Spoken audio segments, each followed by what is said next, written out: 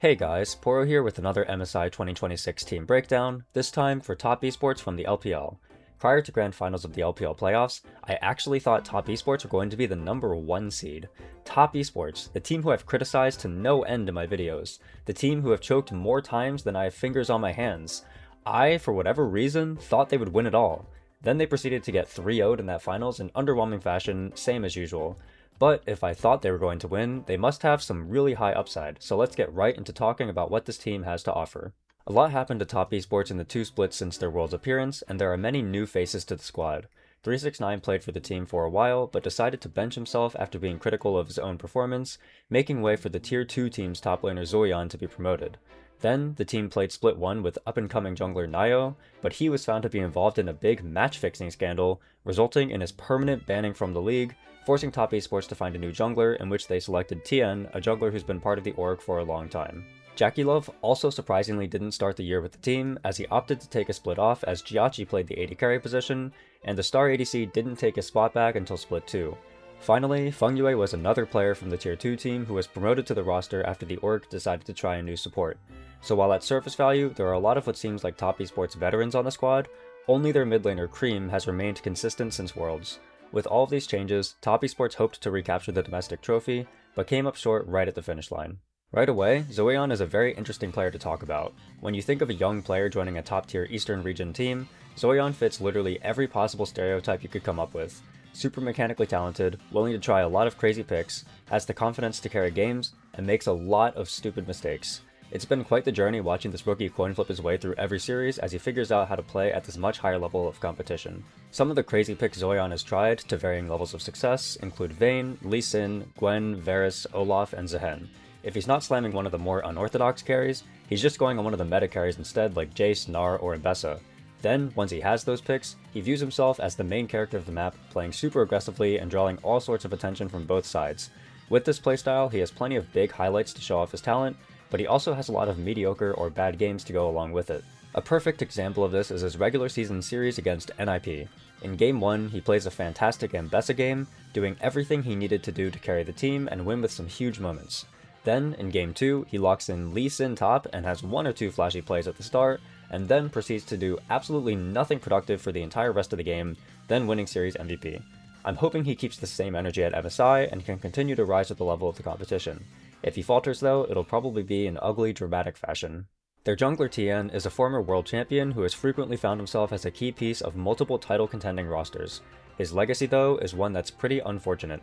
Most people don't think of him as a world's winner, but instead remember him for his lowest moments, those coming in the form of lots of choking.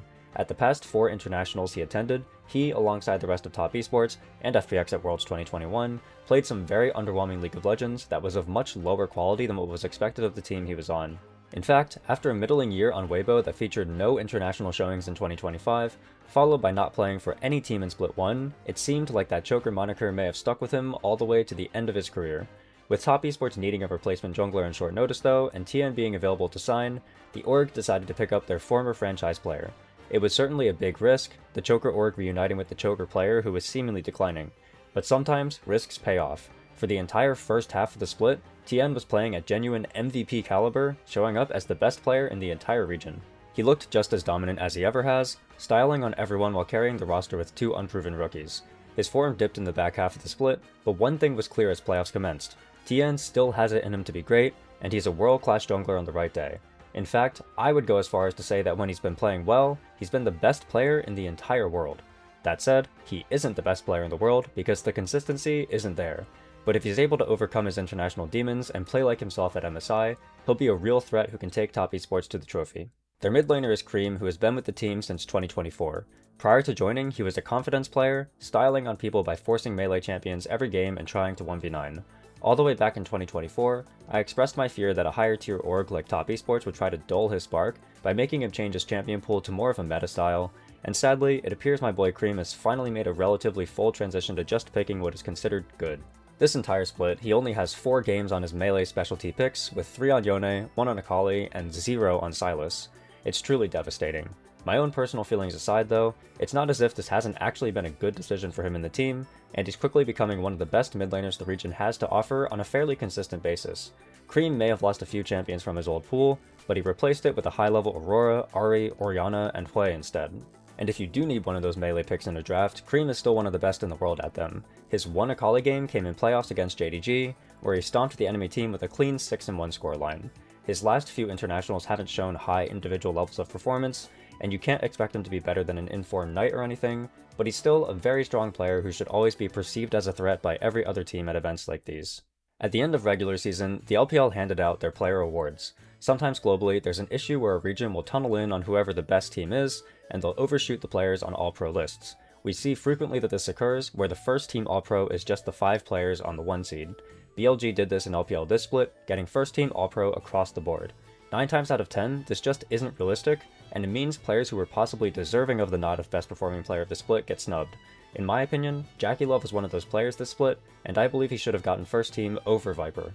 Sometimes, I'll have my complaints about JackeyLove. I think it's not a coincidence that he's been on every iteration of the top esports choking rosters, and even when he's playing at his best, he's still one of the infamous cases of an AD carry who loves getting caught out alone on mid lane. Despite that though, he's able to churn out a high volume of strong carry performances on a night-to-night basis. This time around, it's even more impressive that he's been as solid as he has been, because the roster has been so inconsistent in terms of both gameplay and pure roster stability. At the end of the day, JackeyLove is a super aggressive-minded player who will go out there and get you wins, even if he has to do it by force and by himself. When he's on fire, he's one of the best in the entire world. A quick reminder that the only way you can choke an international is if expectations were high, and the only way that expectations can be high is if the players on the team are considered excellent.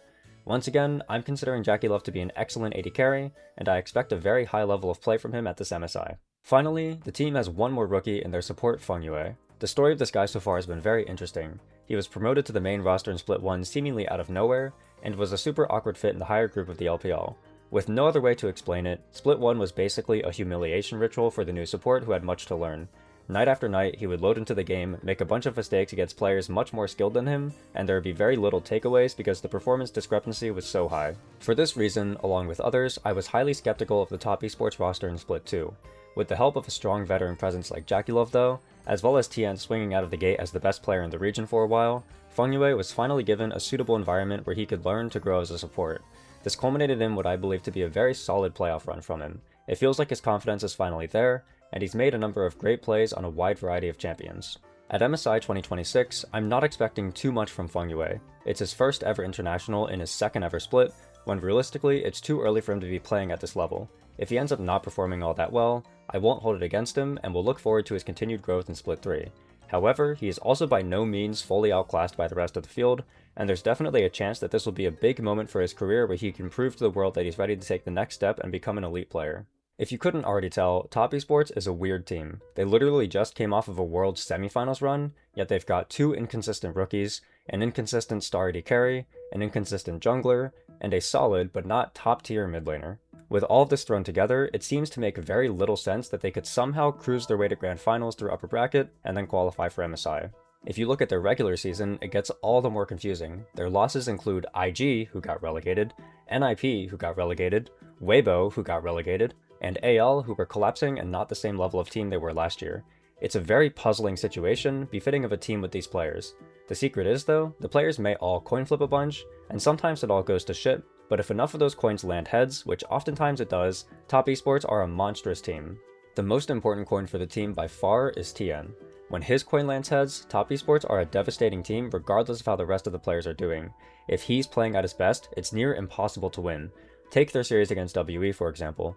WE were on a miracle run, led by their extremely talented jungler Monkey, who on his way to that upper bracket final, outjungled both Shun and Tarzan. It's no fluke either, as Monkey has been great for over a year now, and he went right back to playing extremely well in their second series against BLG in lower bracket finals. But unfortunately for this jungler who rose to be one of the best the world has to offer, he ran into a version of Tien who woke up on the right side of the bed that day. Tien gapped the shit out of him all series. Monkey was no match and couldn't find any footing in any of the 3 games for even a moment. In 2 of the games, he couldn't even pick up a single kill. This is what Top Esports can do when their highest ceiling player is playing at his best. They play a brand of completely suffocating league that puts the enemy jungler out of the game entirely to effectively win by 10 minutes. Tien then proceeded to regress in grand finals and was a non-factor for the team in their 0-3 loss to BLG, which was tough for them. And historically speaking, it's more likely we see this version of Tien at the international. However, it's still worth looking up what the roster can be if everyone is playing well. At their peaks, Tian and Jackie-Love are both the best players in their role in the region. Cream is top 2, Zoyan is able to find strong carry performances at any level, and Fengyue's confidence is high enough to match the gameplay of anyone. This idealistic version of top esports was the top esports who I thought could take down BLG and win LPL. This version of top esports could even win all of MSI. So with this high praise for their ceiling, how do I think this bastion of potential will do at the tournament? Unfortunately, top esports haven't lived in the hypothetical ceiling for the last 6 years, and it's highly unlikely that now is the time for them to finally strike. Most people have them 4th or 5th in the rankings, and that's roughly where I would place them as well. They were massacred by BLG in that grand finals, and there's no reason to believe they'll turn it up a notch when the stakes get higher, as these players have been known to do the complete opposite. Beating the LCK seems like a fever dream as well, as the recent results against that region have all been unceremonious 0-3 stomps. Most likely, the conversations people will be having are about whether top esports or G2 will come out ahead, and that's not the type of conversation an LPL 2C wants to be having. Long story short, if top esports win it all, the signs were there. If they bomb out in 5th, 6th place, or worse, even more signs were there as well. That's all I have for you for this one. 9 down, 2 to go. I have a Patreon for people who want to support the channel more, the link to that will be in the description. I post fun stuff there like scripts, tier lists, and Poro drawing videos. If you sign up for the $10 tier, I'll even draw you a custom Poro like the ones on the screen now. Thanks for watching, and I'll see you all for the next breakdown. Bye!